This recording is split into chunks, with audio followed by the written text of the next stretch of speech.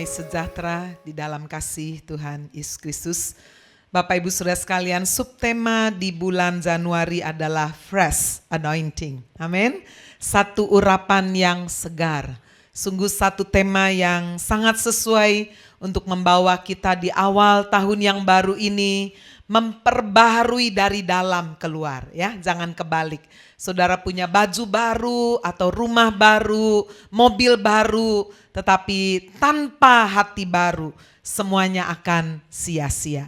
Bapak Ibu Saudara sekalian, beberapa waktu yang lalu kita mendengar satu berita yang menakutkan bagi bangsa Indonesia, ya, dengan hadirnya teroris yang melakukan bom, ya, bunuh diri saudara di kota Jakarta. Bapak Ibu Saudara, kalau kita sebagai anak-anak Tuhan melihat kebenaran firman, maka seharusnya itu membuat kita semakin berjaga dan berdoa. Firman Tuhan berkata bahwa masa akhir akan datang masa yang semakin sulit.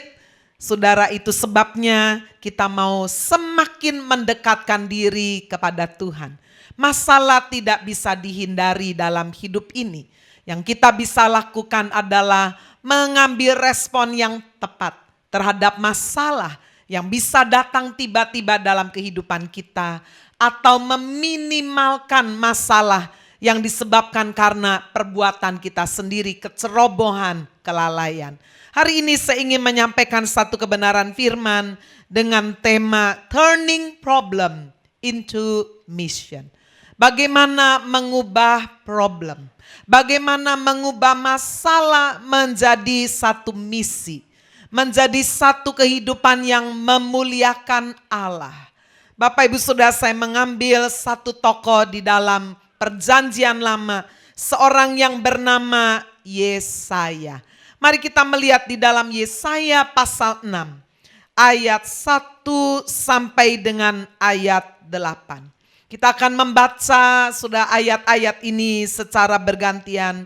Saya akan membaca ayat pertama, nanti saya minta Bapak Kadarusman akan membaca bersama dengan jemaat ayat 2. Demikian kita akan membaca ayat-ayat ini dari ayat 1 sampai dengan ayat 8. Ya, saya berharap nanti di ayat 2 saudara bersama dengan Pak Kadarusman bisa membaca dengan suara yang keras. Yesaya mendapat panggilan Allah. Dalam tahun matinya Raja Uzia, aku melihat Tuhan duduk di atas tahta yang tinggi dan menjulang, dan ujung jubahnya memenuhi bait suci.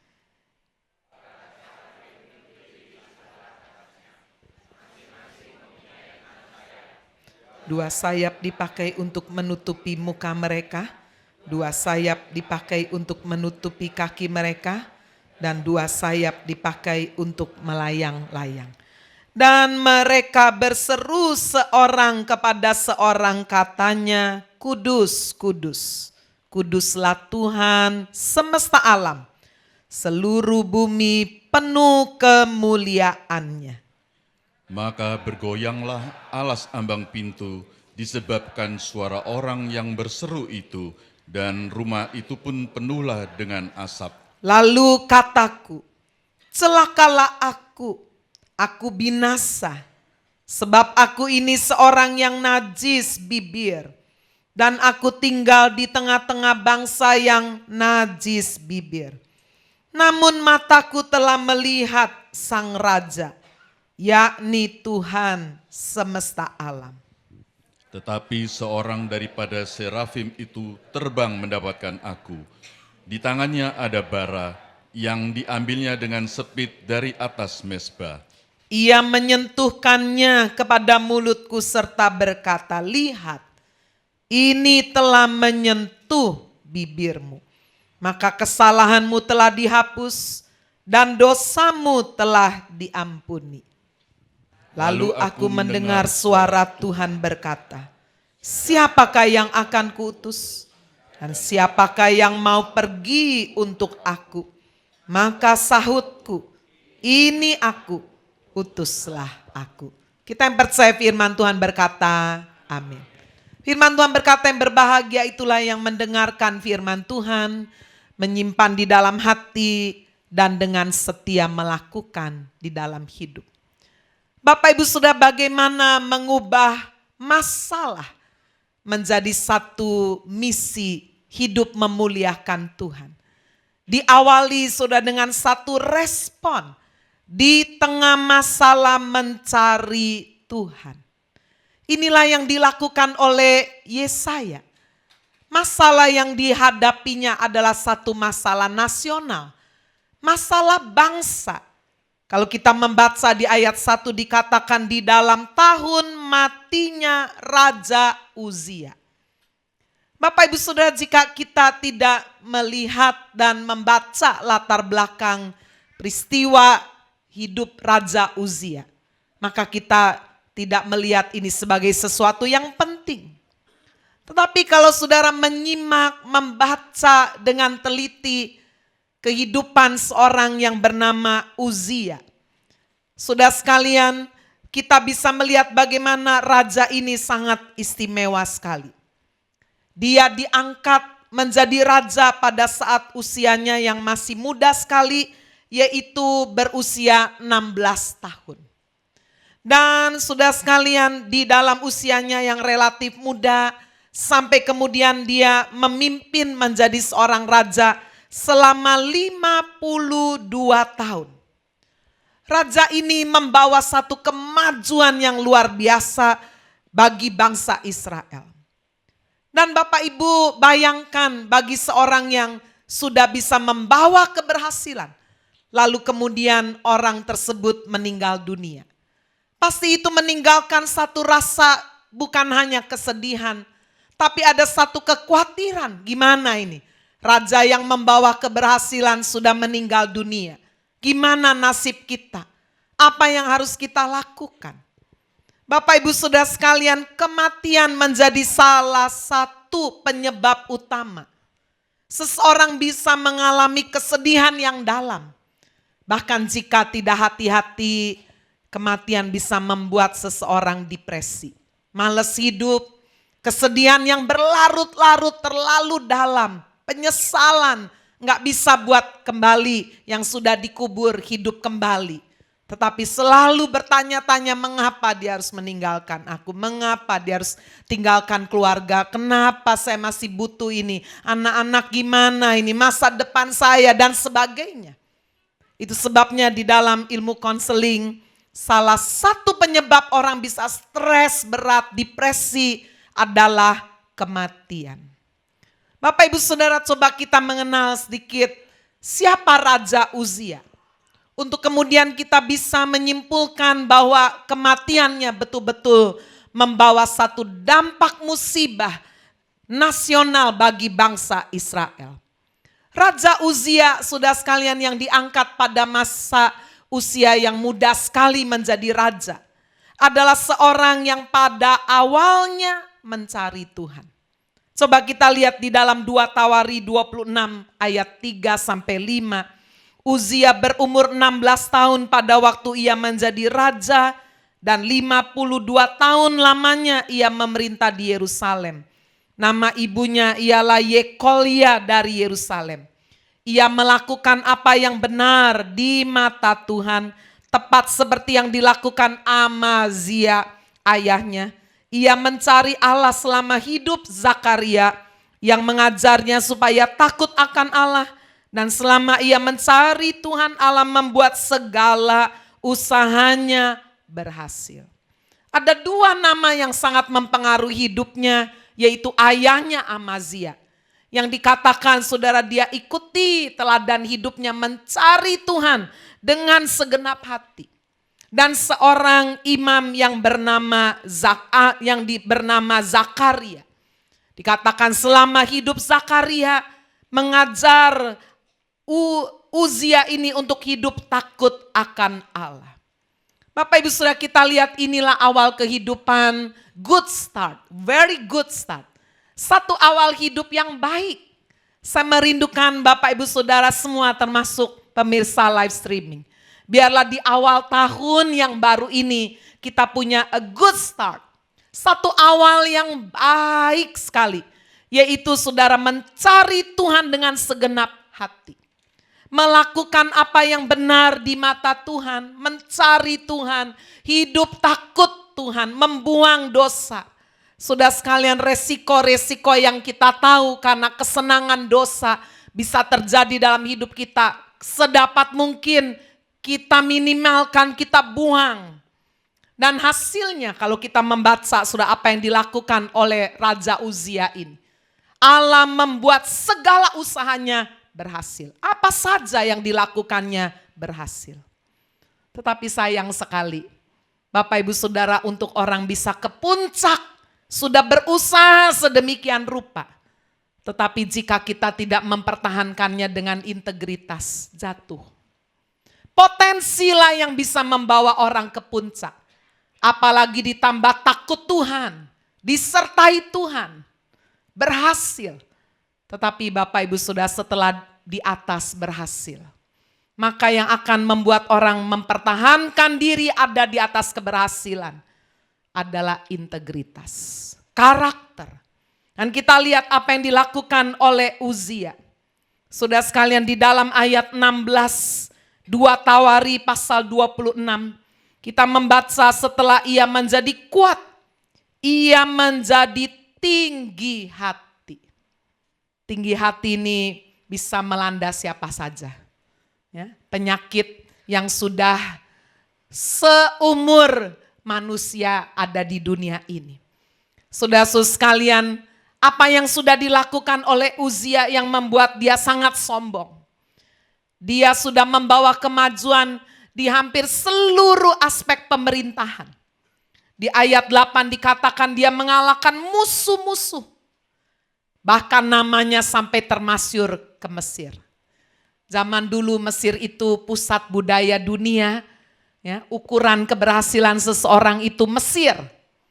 Itu sebabnya kenapa saudara, Musa juga berada di Mesir. Ya. Untuk kemudian saudara dia dididik juga di istana Mesir. Bapak Ibu, kita juga membaca kisah mengenai Yusuf sebelumnya. Bagaimana Mesir pada waktu itu menjadi satu pusat bagaimana saudara berkat bagi bangsa-bangsa karena hadirnya Yusuf. Kalau sekarang bisa disamakan, Mesir mungkin seperti patokan dunia internasional. Mungkin kita bisa pilih negara yang maju, Amerika misalnya. Kalau sampai nama Uzia termasyur sampai ke Mesir, berarti saudara skalanya itu sudah internasional. Keberhasilan yang diperolehnya kalau kita baca ayat-ayat setelah itu di ayat 10, dia bisa membawa keberhasilan di bidang pertanian. Sampai bisa mendirikan menara-menara jaga di padang gurun, menggali sumur-sumur di padang gurun. Wah, bukan sesuatu yang mudah. Dia mendirikan sudah pertanian di dataran rendah, dataran tinggi. Ternaknya banyak di mana-mana, kebun anggur, gunung-gunung, tanah yang subur. Wah, luar biasa. Dikatakan semua itu disebabkan karena dia suka pada pertanian. Kalau saudara pergi ke Thailand, ya, sudah bisa makan buah-buahan manis-manis, bagus-bagus, besar-besar dan murah-murah. Ya, pertanian di sana sangat maju. Salah satu penyebabnya karena raja di sana suka pertanian. Ya, dia bahkan punya lahan yang luas sendiri, dia masih senang sudah menyalurkan hobinya bercocok tanam dan hal lain. Waktu saya membaca ini, Bapak Ibu, apa yang dilakukan oleh pemimpin itu bisa turun juga, membawa satu kemajuan kepada rakyatnya. Tetapi bukan hanya menonjol di bidang pertanian. Kalau saudara membaca selanjutnya dikatakan Uzia pun kuat sekali dalam militer. Tentaranya sanggup berperang. Saudara memiliki tentara jumlahnya tidak main-main pada waktu itu. 307.500 itu ayat 13 ya. Orang-orang yang gagah perkasa dalam berperang. Uzia memperlengkapi seluruh tentaranya dengan perisai, tombak, ketopong, baju zirah, busur, dan batu umban. Zaman itu itulah senjata yang paling canggih. ya, belum ada nuklir, sudah belum ada ya. Jadi orang ini disimpulkan luar biasa.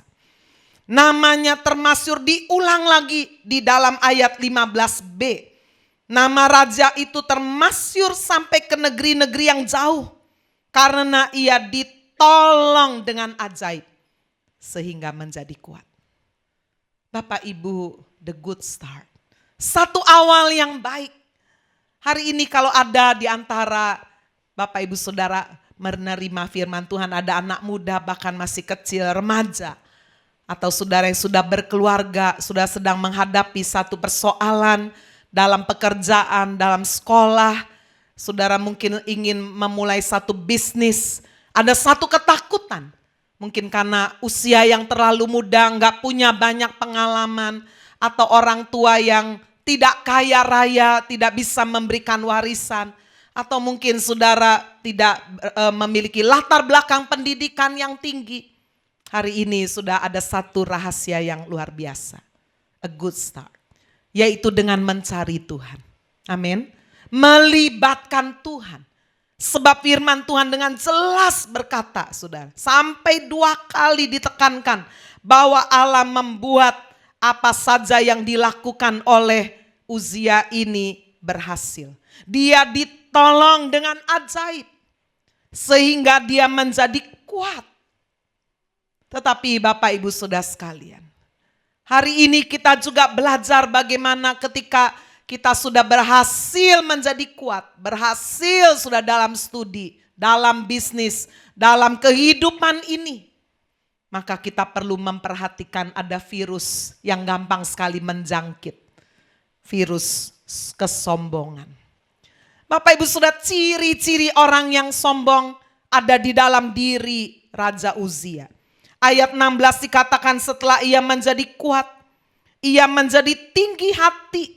Sehingga ia melakukan hal yang merusak. Itu yang pertama. Orang yang sombong itu suka melakukan hal yang merusak. Ya. Bapak Ibu, merusak hubungan. Raja Uzia adalah seorang raja. Zaman dulu sudah ada 3 jabatan penting dalam perjanjian lama. Raja itu mengatur pemerintahan. Tetapi saudara, Tuhan juga menentukan ada imam. Untuk mengatur doa-doa dan persembahan, penyembahan berupa ukup-ukupan yang dibawa kepada Tuhan. Itu adalah bagiannya imam. Raja ngatur pemerintahan, imam tidak ngatur pemerintahan. Berdoa. Satu lagi adalah nabi. Nabi berbicara atas nama Tuhan. Jadi 3 tokoh ini penting sudah. Masing-masing punya job description. Pembagian tugas.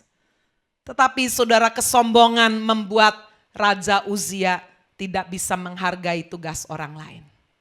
Dia merasa bahwa dia pun bisa melakukannya. Itu yang disebut dia melakukan hal yang merusak. Saudara, waktu kita membaca selanjutnya dikatakan dia berubah setia kepada Tuhan. Diawali dengan hidup takut Tuhan, mencari Tuhan dengan segenap hati. Ternyata ini harus di-maintain, dipelihara. Hidup iman tidak bisa bergantung iman kita 20 tahun yang lalu, tahun yang lalu. Sudah setiap hari kita harus hidup dengan iman yang diperbaharui. Iman yang datang dari pendengaran akan firman Tuhan. Raja Uzia berubah setia kepada Tuhan. Dia masuki bait Tuhan, membakar ukupan di atas mezbah pembakaran ukupan. Menjadi sombong. Orang sombong sudah selalu melihat dirinya lebih hebat, paling hebat dibandingkan orang lain. Dia meremehkan, dia anggap enteng. Satu kali diceritakan saudara, seorang filsuf yang sangat pandai. Dia mau menyeberang sebuah sungai, dia menyewa sebuah perahu. Perjalanan cukup panjang, dia rasa bosan sekali. Sehingga dia mengajak tukang perahu berdiskusi. Ya, karena dia seorang filsuf, jadi dia tanya sama tukang perahu, "Pak, Bapak pernah belajar filosofi enggak?" Tukang perahu bilang, "Apa itu filosofi?" Ya, tukang perahu nggak ngerti. "Saya nggak ngerti itu filosofi." Lalu saudara, filsuf itu dengan sombong dia berkata, "Wah, Kalau Bapak tidak tahu filosofi, berarti Bapak sudah kehilangan separuh dari kehidupan Bapak. Ya, tukang perahu itu diam aja ya. Emangnya gue pikirin. Ya, tukang perahu saudara, peduli amat itu dengan filosofi. Jalan terus, sudah tanya lagi. Bapak pernah belajar matematika enggak? Waduh enggak. Aku cuma hitung-hitungan aja lah 1 sampai 10 cukup lah. Asal tahu berapa yang bayar, ngitung duit udah cukup. Waduh, filosofi enggak tahu, separuh kehidupan udah hilang. Ini matematika juga enggak tahu, separuh kehidupan hilang lagi Pak. Nah, diam aja, ini dihina. Filsuf itu menggelengkan kepalanya, sayang sekali. Tidak berapa lama sudah tiba-tiba ada ombak besar. Membuat perahu tersebut terombang-ambing. Beberapa tempat perahu sudah kemasukan air. Perahu tersebut hampir tenggelam. Sudah filsuf tersebut sangat ketakutan. Pelautnya tanya sama filsuf, Bapak bisa berenang enggak? Enggak bisa. Waduh, sekarang seluruh kehidupan Bapak akan hilang. Bapak Ibu Saudara sekalian, orang sombong hanya melihat bahwa dirinya yang paling hebat. Sulit sekali menghargai bahwa orang-orang yang mungkin tidak memiliki pengetahuan seperti yang dipelajarinya, mereka punya kelebihan yang lain. Bapak Ibu Saudara, dan inilah yang terjadi di dalam diri Uzia. Dia merasa bahwa dia raja, sudah bikin sukses semuanya. Dia bisa apa saja semaunya. Melakukan hal yang merusak. Berubah setia. Saudara sekalian, dan dikatakan di ayat yang ke-17. Imam Azaria mengikutinya dari belakang bersama-sama 80 imam Tuhan. Orang-orang yang tegas. Ya, jadi saudara, kerajaan begitu besar sampai dia punya imam 80. Imamnya juga imam yang tegas. Mereka berdiri di depan Raja Uzia dan berkata kepadanya, hai Uzia, engkau tidak berhak membakar ukupan kepada Tuhan. Udah ditegurin. Hanya imam-imam keturunan Harun yang telah dikuduskan yang berhak membakar ukupan. Keluarlah dari tempat kudus ini karena engkau telah berubah setia. Engkau tidak akan memperoleh kehormatan dari Tuhan Allah karena hal ini. Bukannya dia sadar, sudah diperingatkan, ditegur. Tetapi dikatakan Uzia dengan bokor ukupan di tangannya untuk dibakar menjadi marah. Ciri selanjutnya orang yang sombong itu tidak bisa menerima teguran. Dia walaupun salah tidak mau ngaku salah. Nah, ini repotnya. Kalau saudara sudah jadi pemimpin, berhasil, apakah dalam usaha, apakah sudah di dalam pelayanan, atau mungkin di dalam pemerintahan, apa saja. Yang namanya manusia masih bisa salah. Bersyukurlah kalau ada orang-orang di sekeliling kita yang masih berani, saudara, menegur. Tetapi kesombongan membuat orang tidak bisa menerima teguran. Menutup telinga. Bahkan menjadi sangat marah. Bapak Ibu Saudara sekalian, seorang anak muda yang baru selesai kuliah satu kali berbicara dengan seorang kakek, ya. Sudah dia marah sekali kepada kakek ini, merasa kakek ini bodohnya luar biasa, didamprat habis-habisan, dihina, dimaki-maki, dikutuki. Kakek itu diam aja, tenang, sabar, tidak berkata sepatah kata pun. Akhirnya laki-laki itu berhenti memaki. Kakek itu berkata, nah, jika seseorang memberimu sesuatu, tetapi kamu tidak menerimanya, lalu menjadi milik siapa pemberian itu? Orang laki muda itu berkata, oh ya tentu saja kalau saya kasih sesuatu orang itu enggak mau, ya milik itu menjadi si pemberi. Begitu pula dengan kata-katamu nak, aku tidak mau menerimanya. Kemarahanmu, caci makimu, penghinaanmu, kutuk-kutukmu, aku enggak mau terimanya, enggak mau terima. Jadi itu adalah milikmu. Kamu harus menyimpannya sendiri. Aku khawatir nanti kamu harus menanggung akibatnya. Karena kata-kata kasar hanya berbuahkan penderitaan. Sama seperti seseorang ingin mengotori langit, memaki langit, mengotori langit. lalu meludahi langit. Ludahnya balik lagi ke mukanya sendiri. Ludahnya akan mengotori wajahnya sendiri. Saudara boleh coba protes sama Tuhan. Lalu langitnya diludahi. Ludahnya akan turun kemana? Turun ke muka kita sendiri. Bapak Ibu Saudara sekalian, kemarahan seringkali menjadi satu ciri.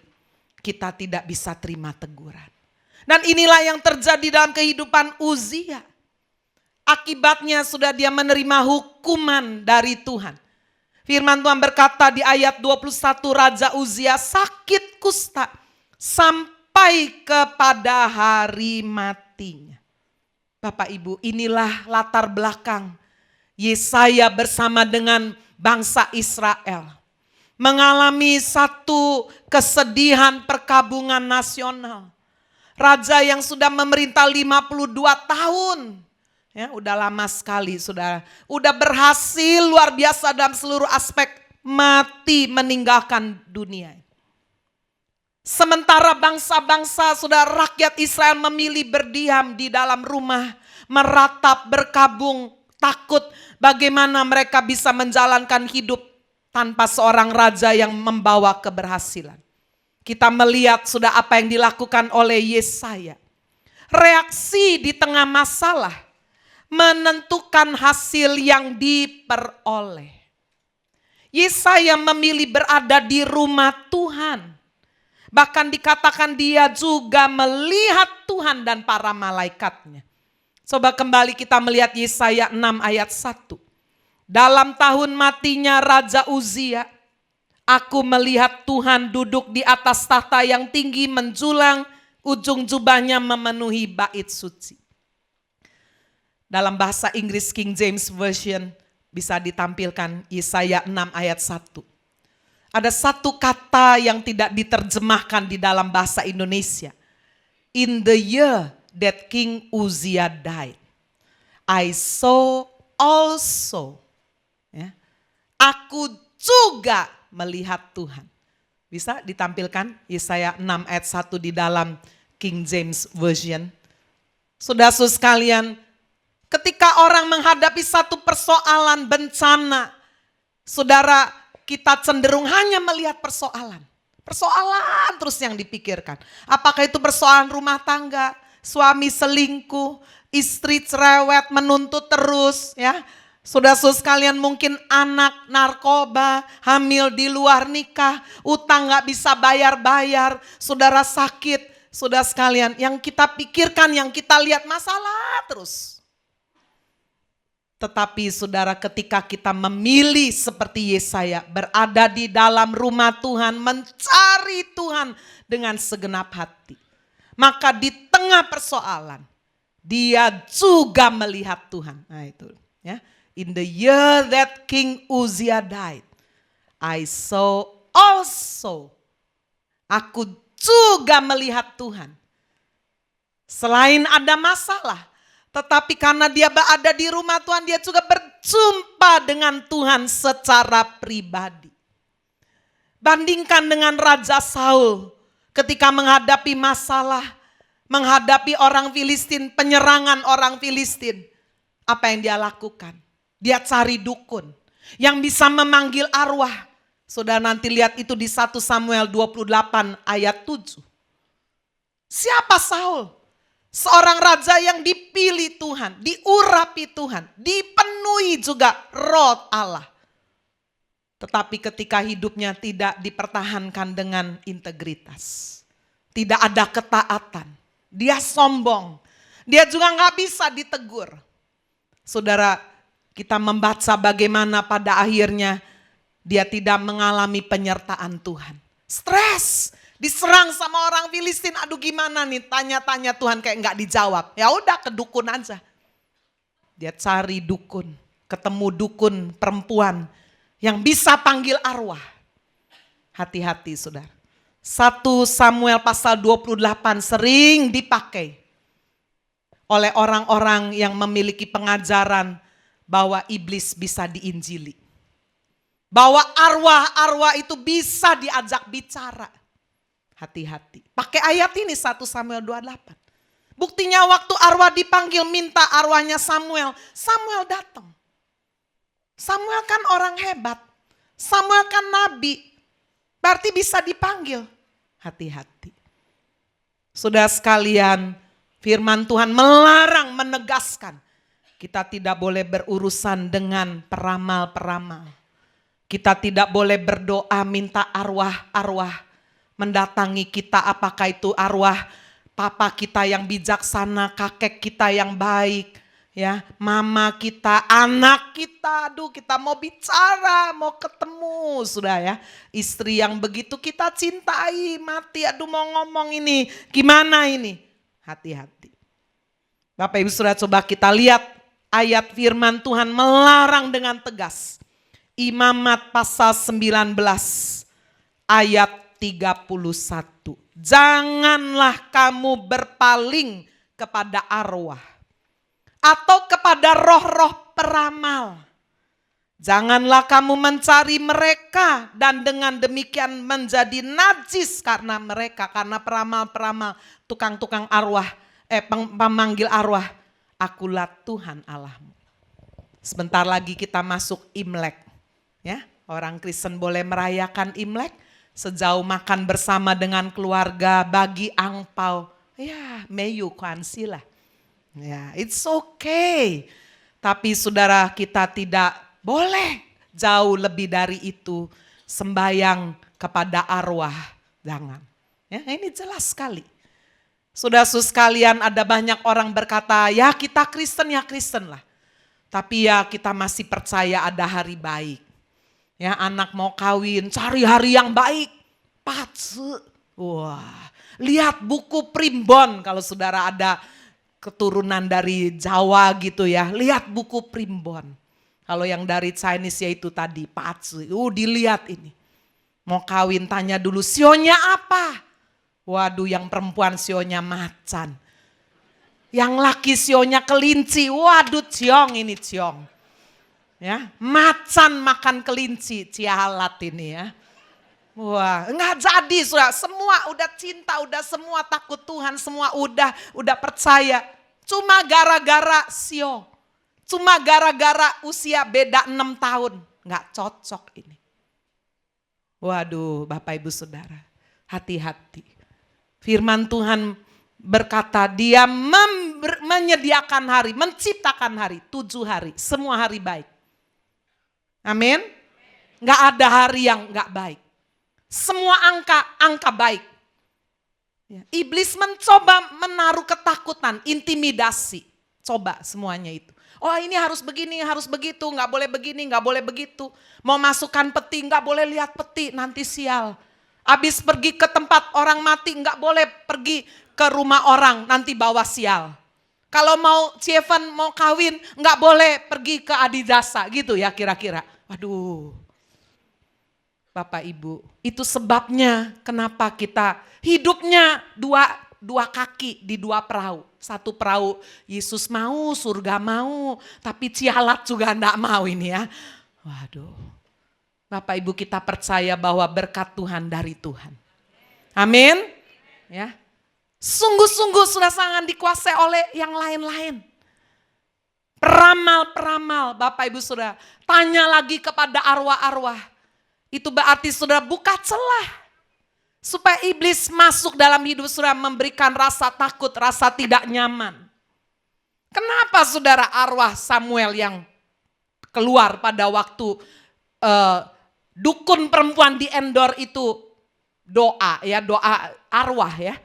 Karena Saul yang minta, saya minta Samuel yang minta. Ya setan dengar. Iblis itu menyamar menjadi malaikat terang. Ya, jadi malaikat terang aja dia bisa nyamar, apalagi nyamar jadi Samuel. Gampang sekali. Yesus pernah memberikan perumpamaan yang sangat jelas. Ketika dikisahkan ada Lazarus, orang miskin dan orang kaya. Dua-duanya mati. Lazarus duduk di pangkuan Abraham.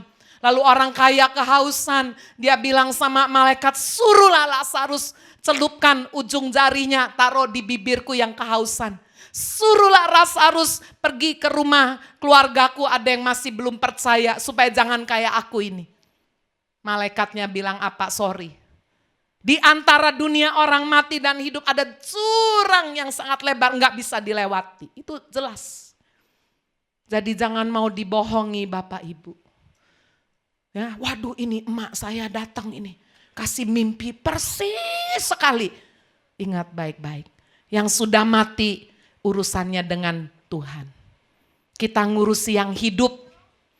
Makanya kalau orang tua masih hidup kita hormat waktu hidup.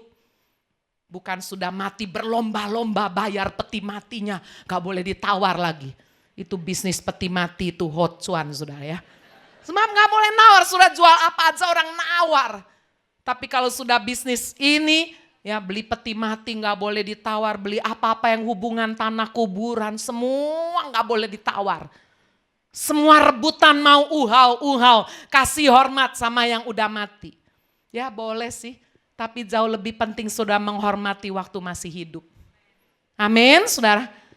Bapak Ibu saudara sekalian, kembali kita melihat kebenaran firman Tuhan.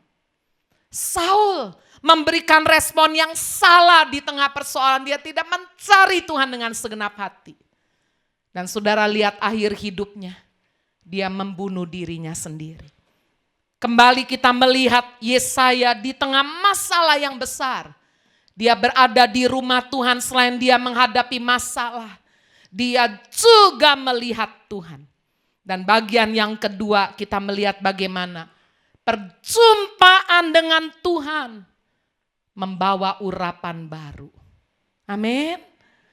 Perjumpaan dengan Tuhan secara pribadi membawa urapan yang baru. Saudara lihat bagaimana ketika Yesaya berada di dalam bait Allah, dalam rumah Tuhan. Berjumpa dengan Tuhan. Melihat para serafim berseru seorang kepada yang lain. Kudus, kuduslah Tuhan semesta alam, seluruh bumi penuh kemuliaannya. Sampai goncang dikatakan rumah itu penuh dengan asap kemuliaan Tuhan. Apa ciri-ciri sudah orang mengalami fresh anointing? Urapan yang baru. Hidup dari dalamnya ini baru. Bukan cuma begini, aduh tadi saya gemeteran, aduh saya tadi. Ya itu hal-hal fisik, gak semua orang alami itu. Ya, ada orang tanya sama saya, Bu, orang penuh Roh Kudus itu apa gemeteran, apa sampai mulutnya petot-petot? Enggak. Saya waktu dipenuhi Roh Kudus lembut, damai, gak rasa gemeter-gemeter, gak rasa kesetrum. Waduh, kesetrum terus gimana saudara? Enggak semua mengalami satu tanda secara fisik seperti itu. Tetapi coba kita lihat sudah apa yang dialami. Ketika seseorang mengalami perjumpaan secara pribadi dengan Tuhan. Saudara, Yesaya mengalami betul-betul satu jamahan yang luar biasa. Dia melihat dirinya tidak lebih baik dari orang lain. Waktu dia berada sudah dalam rumah Tuhan, berjumpa juga dengan Tuhan. Saudara sekalian, disitulah dia berseru. Di ayat 5 lalu kataku, celakalah aku binasa. Sebab aku ini seorang yang najis bibir. Aku tinggal di tengah-tengah bangsa juga yang najis bibir. Namun mataku telah melihat sang raja, yakni Tuhan semesta alam. Bandingkan dengan Yesaya sebelumnya seorang hamba Tuhan. Sebelum mengalami perjumpaan pribadi dengan Tuhan. Mengalami fresh anointing, urapan yang baru. Siapa dia? Dia lebih banyak menjalankan tugasnya sebagai seorang nabi yang menunjuk kesalahan orang lain. Kamu salah. Coba lihat. Yesaya pasal yang kelima ayat 8. Celakalah mereka yang menyerobot rumah demi rumah dan mencekau ladang demi ladang sehingga tidak ada lagi tempat bagi orang lain dan hanya kamu sendiri yang tinggal di dalam negeri. Ayat 11, celakalah mereka yang bangun pagi-pagi dan terus mencari minuman keras dan duduk-duduk sampai malam hari sedang badannya dihangatkan anggur. Ayat 18, celakalah mereka yang memancing kesalahan dengan tali kedustaan, dosa dengan tali gerobak. Ayat 20, ayat 21, ayat 22. Semua dimulai dengan celakalah, nunjuk orang terus. Bapak Ibu. Salah satu ciri kita saudara hidupnya sedang tidak di dalam Tuhan. Kita lebih banyak melihat kesalahan orang lain. Ini Yesaya ini hamba Tuhan. Yang biasa menegur, menasehati. Salah kamu, salah, celaka kamu, celaka terus. Wah, saya juga waktu baca ini, waduh. Seorang hamba Tuhan juga manusia yang bisa mengalami kesalahan. Hanya fresh anointing, sudah urapan yang baru bisa menyadarkan kita bahwa kita juga seringkali tidak lebih baik dari orang lain. Apa yang dialami oleh Yesaya? Saudara sekalian, untuk pertama kalinya dia berkata, celaka aku. Enggak lagi cuma celaka mereka, celakalah aku. Aku yang najis bibir tinggal di antara bangsa yang najis bibir. Dia merasa rendah di hadapan hadirat Tuhan yang kudus. Coba kita lihat Yesaya 64 ayat 6. Ketika dia berkata, demikianlah kami sekalian seperti seorang yang najis. Segala kesalehan kami seperti kain yang kotor. Kami sekalian menjadi layu seperti daun. Dan kami lenyap oleh kejahatan kami seperti daun dilenyapkan oleh angin. Saudara, tempat ini kelihatannya sangat bersih. Tapi coba kalau ada satu lubang, cerobong asap. Ada sinar matahari masuk, sudah baru kelihatan ada partikel-partikel debu-debu banyak sekali di sekeliling kita. Benar enggak sudah? Itulah kita. Kita hanya melihat, merasa diri kita bersih, keluarga kita baik-baik, semua kita baik-baik. Tapi begitu kita berada di hadirat Allah yang Maha Kudus. Yesaya berkata, aku seperti sehelai kain kotor. Sama seperti seorang janda yang pekerjaannya mencuci baju. Kebanyakan baju yang dia cuci sudah baju pelayan-pelayan Tuhan, warnanya putih-putih. Satu kali kedatangan pendeta, ya, membesuk dia, mendoakan dia. Pendetanya bilang, waduh ibu cuci baju bersih sekali ya. Wah, lalu masuk ke dalam rumah, minum teh, ngobrol-ngobrol, doa. Tidak lama sudah salju mulai turun. Kisah ini di luar negeri. Bapak pendeta pamit, saya mau pulang. Wah, janda cepet-cepet anterin pendeta. Dia juga mau ambil baju yang tadi dijemur, tadi masih belum turun salju. Loh, pendetanya terkesima, dia melihat, loh ini baju yang sama yang tadi baju ibu cuci. Iya sama, loh tadi bajunya putih, loh ya sama Pak. Loh ini kok sekarang warnanya tidak terlalu putih. Janda itu berkata, Pak pendeta, siapa yang bisa mengalahkan putihnya salju dari surga? Baju itu kelihatan tidak lagi menjadi terlalu putih. Karena latar belakangnya adalah salju yang sudah menutupi tanah coklat tadi saudara. Putih semua. Dibandingkan dengan putihnya kain, tidak ada artinya. Tadi sudah baju putih itu kelihatan sangat putih. Kenapa? Karena latar belakangnya adalah tanah yang berwarna coklat hitam. Menyolok sekali. Bapak Ibu Saudara sekalian. Hanya hadirat Tuhan yang sungguh-sungguh membawa kita menerima urapan yang baru, menyadarkan Tuhan, saya bukan apa-apa dan bukan siapa-siapa. Inilah awal pembaharuan pelayanan Yesaya. The newest, freshest anointing. Dari hatinya yang terbuka, yang rendah sudah. Lalu kemudian dia minta bibirnya disucikan. Itu sebabnya di ayat yang ke-6 kita membaca.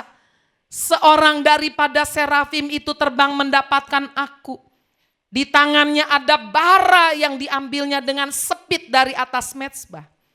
Ia menyentuhkannya kepada mulutku serta berkata, lihat ini telah menyentuh bibirmu. Jamahan yang kedua Tuhan berikan adalah bibirnya disucikan. Dikuduskan. Seorang serafim malaikat mengambil bara, ya bukan es batu, bara sudah panas, taruh di mulutnya. Waduh, mungkin langsung ya, tapi ini adalah satu hal yang malaikat berikan bukan untuk merusak secara fisik, Tapi ini satu gambaran menguduskan bibirnya. Bapak Ibu, ciri yang kedua. Seorang hidup di dalam newest, freshest anointing. Lidahnya memuliakan Tuhan. Amin. Tes lidah itu tes kesehatan rohani, sudah, yang tidak bisa dipungkiri. Mari kita melihat itu di dalam Yakobus pasal 3 ayat 2. Sebab kita semua bersalah dalam banyak hal. Barang siapa tidak bersalah dalam perkataannya, ia adalah orang sempurna yang dapat juga mengendalikan seluruh tubuhnya. Amin. Ini sudah firman Tuhan mengatakan. Saudara bisa kendalikan lidah, seluruh tubuh bisa dikendalikan. Lidah sudah oleh Yakobus digambarkan seperti api, kecil awalnya bisa membakar satu hutan. Lidah seperti kemudi kecil, tapi bisa menggerakkan kapal yang besar. Luar biasa. Lidah itu seperti kekang pada kuda yang liar. Bapak Ibu Saudara sekalian, demikian hidup kita. Berapa banyak kita menyakiti pasangan hidup, istri, suami, orang tua, anak-anak kita, orang-orang di sekeliling kita dengan lidah ini. Membuat mereka terluka. Membuat mereka kehilangan semangat. Membuat mereka hancur hidupnya. Firman Tuhan berkata hidup dan mati dikuasai lidah. Siapa menggemakan memakan buahnya. Amin. Berapa banyak saudara di sini sering mengatakan hal-hal yang enggak benar. Bodoh kamu. Goblok kamu. Enggak berhasil nanti kamu. Tahu nanti kamu ya jadi perawan tua. Sungguh-sungguh anaknya jadi perawan tua nuangis saudara. Hati-hati mulut ini. Perjumpaan dengan Tuhan secara pribadi. Sudah menguduskan mulut Yesaya karena dia akan dipakai oleh Tuhan. Untuk membawa saudara sekalian berita-berita kepada bangsa Israel. Jika hati seseorang sudah dikuduskan, mulutnya pasti kudus. Amin. Sebab Matius 15 ayat 18 firman Tuhan berkata bahwa apa yang keluar dari mulut itu berasal dari hati. Dan itulah yang menajiskan orang. Bapak Ibu sudah lihat urutannya. Dimulai dengan masalah. It starts with problem. Masalah besar. Tetapi ketika seseorang mengambil respon reaksi yang tepat.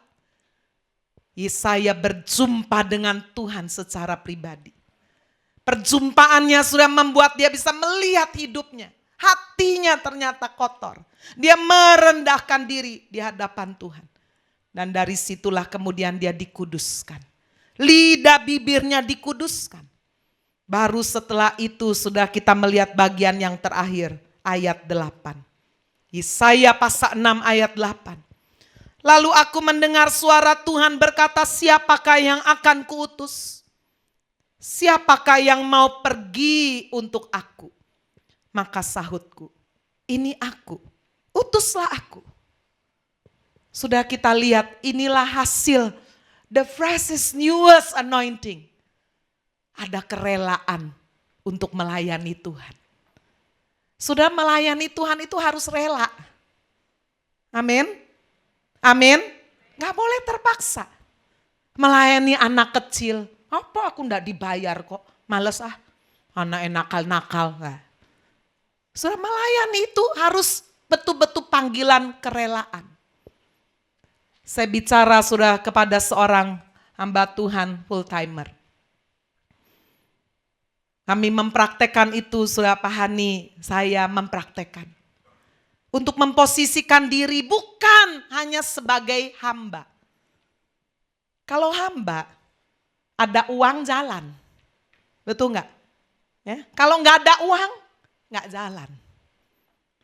Dibayar apa enggak? Enggak. Oh ya enggak mau. Ya? Tapi kalau dibayar, oh mau, hamba. Saudara kalau punya pekerja gitu kan, pegawai, ada uang, waduh dia giat. Lembur, ya dibayar berapa? Oh segi, oh ya mau, rajin. Nggak dibayar, oh nggak usah ya, hamba. Berapa banyak orang hanya memposisikan dirinya hamba. Itu sebabnya firman Tuhan mengingatkan kalau kita jadi hamba uang, itu akar dari segala kejahatan.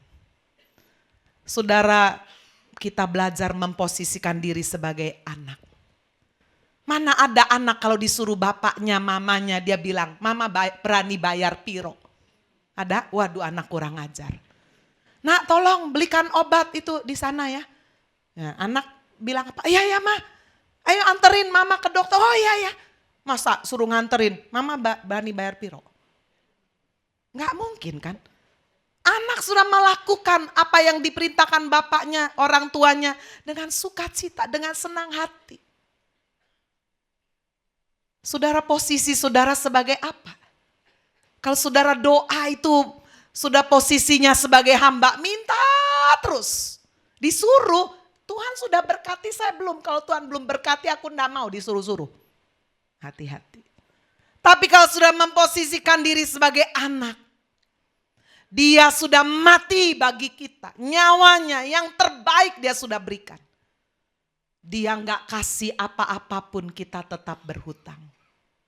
Amin, saudara. Anak terima warisan, hamba enggak terima warisan. Saudara, di sini ada yang kasih warisan buat pembantunya? Saudara, kasih warisan kepada anak. Itu sebabnya saya ngomong sama hamba Tuhan itu, Pak, posisikan sebagai anak. Iya ya, anak terima warisan. Ada berkat yang tidak terduga-duga yang Tuhan bisa curahkan. Mungkin pelayanan itu enggak dibayar, enggak ini aduh kerja keras, enggak ngomel. Sebab saya sedang melakukan untuk Bapak di surga. Tahun 2003 ketika kami memulai pelayanan Happy Family. Tidak disupport oleh cukong-cukong, sponsor-sponsor, pengusaha-pengusaha besar, pedagang-pedagang. Enggak ada yang bilang sama Bapak, buka aja Pak, tak sponsor. Tak backup dari belakang, enggak ada. Semua berkorban. Mobil kami jual, deposito dikuras. Semua sudah patungan, enggak ada yang backup yang menonjol, enggak ada. Tahun 2004, saya membatalkan semua pelayanan yang sudah terjadwal saya sebagai penginjil. Padahal saudara jemaat belum sampai 100. Kami mulai dengan 30 orang. Saudara sekalian, bulan April, mulai Januari 2004 saya mengcancel semua pelayanan supaya saya bisa mendukung penggembalaan bersama suami. Saudara-saudara sekalian, enggak gampang. Siapa yang support? Tuhan. Kalau saya dan Bapak saudara sekalian memposisikan hamba, waduh, enggak ada duit. Waduh, celaka ini. Umur kami sudah enggak muda lagi. Umur 40-an waktu itu kami mulai menggembala. Saudara-saudara sekalian, kalau kami pikir nyamannya, tidak mungkin kami berkata, ini aku Tuhan, utuslah aku. Enggak mungkin. Pikir-pikir, waduh enggak jadi. Nanti kalau ini gimana? Siapa yang mulai? Ya kalau ada yang datang, kalau enggak datang gimana? Kalau toko enggak laris, ditutup enggak apa-apa. Gereja enggak laris, ya masa ditutup. Bapak Ibu sudah, aduh itu satu langkah iman. Kalau bukan sungguh-sungguh Tuhan yang sudah berbicara di dalam hati. Tidak mungkin saudara ada kerelaan. Betul gak? Yesaya berkata, ini aku, utuslah aku. Here I am, send me Lord. Kalau sudah enggak rela, sudah akan berkata, ini aku, utuslah dia. Here I am, send him, send her, send you. Gitu kan Bapak Ibu. Problem diubah menjadi misi. Karena apa sudah? Ada urapan Tuhan turun. Menjamah secara pribadi. Orang bilang bodoh ya, kamu kok gitu ya, kok nekat ya. Tapi urapan Tuhan datang, Tuhan bicara dalam hati. Tuhan menguduskan. Kerelaan itu muncul dari dalam. Tidak ada seorang pun bisa menggantikannya. Masuk dalam kesimpulan. Masalah bisa datang tiba-tiba tanpa pandang bulu. Tapi yang penting adalah reaksi di tengah masalah menentukan hasilnya. Masalah atau penderitaan bisa merobek jiwa dan membawa kehancuran. Masalah dan penderitaan bisa membuat orang semakin kuat karena mencari Tuhan. Amin. Saya yakin tahun ini the year of awakening. Saudara yang terima janji Tuhan, saudara akan mengalami kebangunan rohani yang luar biasa. Dan saudara akan alami miracles, mujizat yang luar biasa karena mencari Tuhan. Perjumpaan dengan Tuhan menghasilkan urapan baru dalam hidup. Yang pertama adalah urapan hati, jadi rendah hati. Tidak cuma melihat kesalahan orang. Urapan mulut, bibir kita jadi kudus. Dipakai memuliakan Tuhan. Dan urapan dalam hidup ini. Rela melayani Tuhan sampai Tuhan Yesus datang. Amin. Tuhan Yesus memberkati kita semua.